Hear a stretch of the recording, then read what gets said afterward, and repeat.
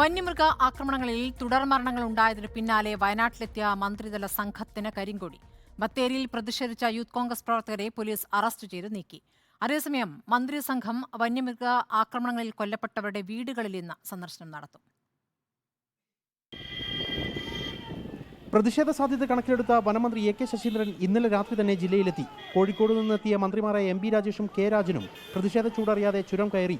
ഉന്നതതല യോഗശേഷം സർവകക്ഷി യോഗത്തിൽ പങ്കെടുക്കാനുള്ള യാത്രക്കിടയിലാണ് ബത്തേരി ചുങ്കത്ത് യൂത്ത് കോൺഗ്രസ് പ്രവർത്തകരുടെ കരിങ്കൊടി പ്രതിഷേധം.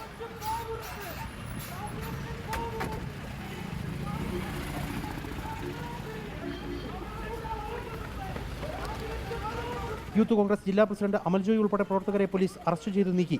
യോഗങ്ങൾ പൂർത്തിയാക്കിയ ശേഷം മന്ത്രിമാർ വന്യജീവി ആക്രമണങ്ങളിൽ മരിച്ചവരുടെയും പരുക്കേറ്റ് കഴിയുന്നവരുടെയും വീടുകൾ സന്ദർശിക്കും. ആദ്യം മൂടക്കൊല്ലി, പിന്നാലെ പാക്കം, പടമല തുടങ്ങി വിവിധയിടങ്ങളിൽ മന്ത്രിസംഘം എത്തും. പ്രതിഷേധ സാധ്യതകൾ കണക്കിലെടുത്ത് വൻ പോലീസ് സന്നാഹമാണ് ജില്ലയിൽ ക്യാമ്പ് ചെയ്യുന്നത്. റിപ്പോർട്ടർ, വയനാട്.